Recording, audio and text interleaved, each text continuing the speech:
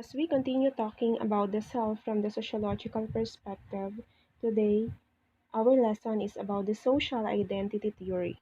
In here, we will be able to answer what is social identity theory, who are the proponents of this theory, and also what is the components of this theory. So, social identity theory was actually formulated by the social psychologists named Henry Tajfel and John Turner in the 1970s. This theory describes the conditions under which social identity becomes more important than one's identity as an individual.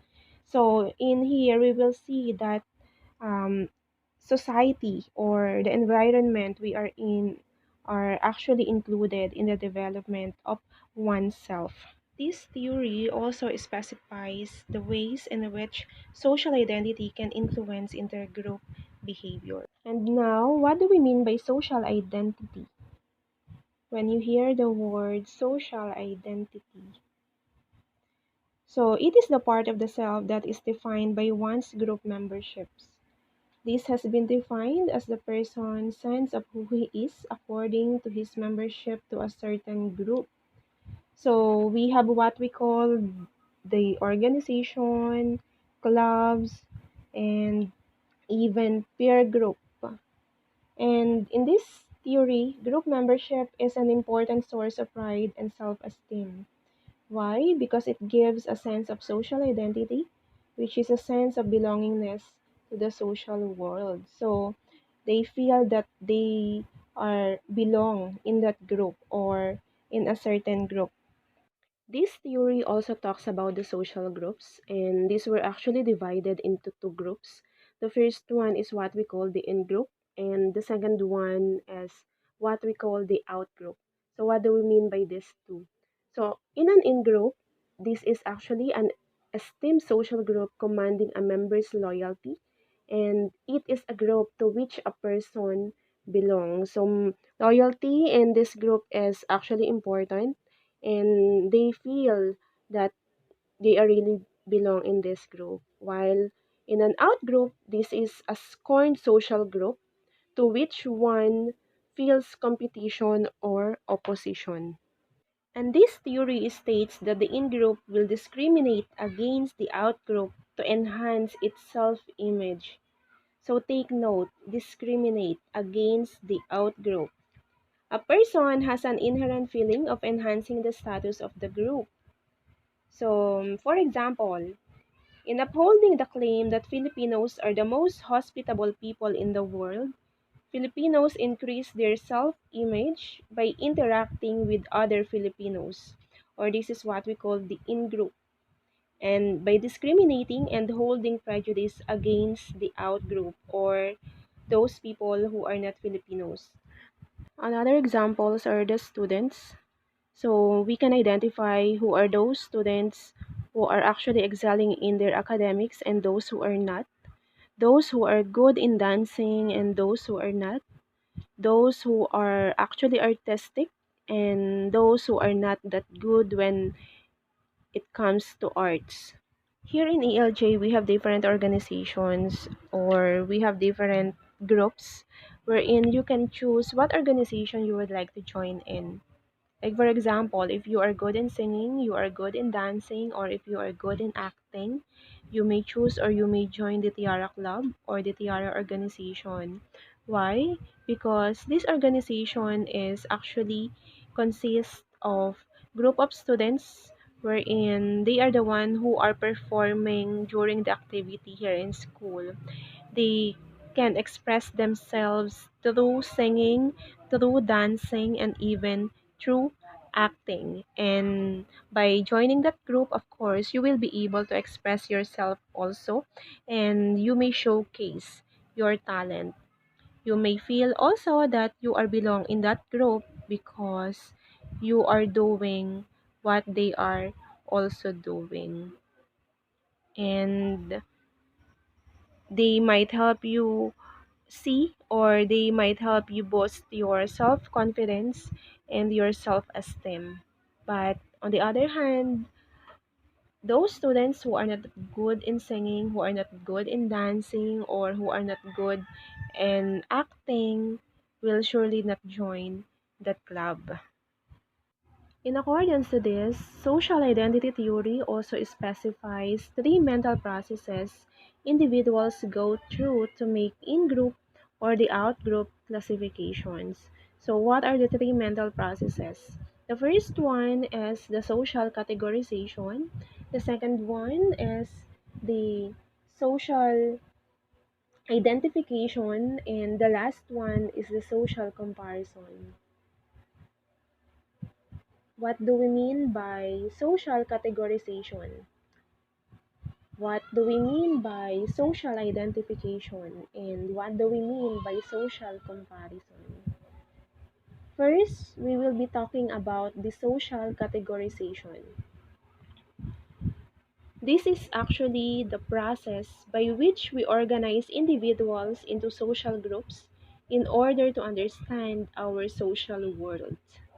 Again, this is the process by which we organize individuals into social groups in order to understand our social world.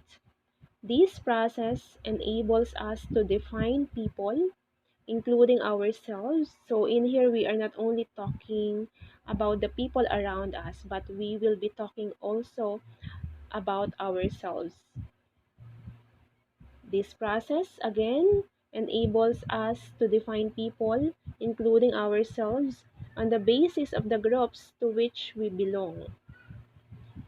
We tend to we tend to define people based on their social categories more often than their individual characteristics. So sometimes we are able to see, or we will be able to define people through their status, through their position. And also, this generally results in an emphasis on the similarities of people in the same group and the differences between people in the separate group. One can belong to a variety of social categories, but different categories will be more or less important depending on social circumstances.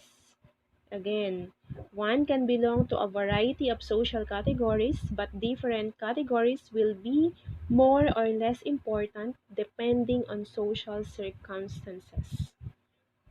So, like for example, a person can define themselves as a business executive, as a businessman. There are some people who can define themselves as an animal lover, as a nature lover. There are people also who can define themselves as a Christian, who are an activist, pessimist, something like that. But those identities will only come up if they are relevant to the social situation. The second one is the social identification. So, what do we mean by this? Social identification is actually the process of identifying as a group member. Again, this is the process of identifying as a group member. And after learning their category, people adapt the identity of the group to which they have categorized themselves. Socially identifying with a group leads individuals to behave in the way that they believe members of the groups should behave. And what is the example of this? So, like for instance, if an individual defines herself as a scholar, of course, when we hear the word scholar, so they are the students who are excelling in class, who are excelling in their academics, and they are actually expected to get high grades. So, aside from that, if you categorize yourself as a Christian, so the chances are you will adopt the identity of a Christian and act in ways you believe Christians act. And through this process, people become emotionally invested in their group memberships, and consequently, Their self-esteem is impacted by the status of their groups. So once we identify, we have here the last process or the last category. And this is what we call the social comparison. And what do we mean by social comparison? Social comparison is actually the process by which people compare their group with other groups in terms of prestige and social standing.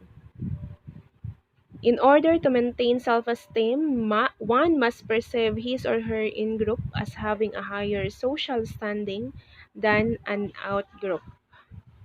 For example, a pop singer might judge himself favorably in comparison to an OPM singer, yet he may see himself as having a lower social standing in comparison to a famous classical singer.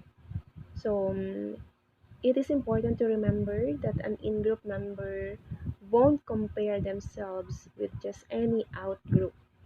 The comparison must be pertinent to the situation. And in here, they might begin to discriminate and criticize the other groups. And how can we relate this also here in ELJ? What about the Filipino major to the English major? How about math major to Gen Sci major? So, is there ever a time wherein you may criticize the other majors or what? So, again, there is a discrimination and they tend to criticize the other groups. And this is the social identity theory. Thank you for listening.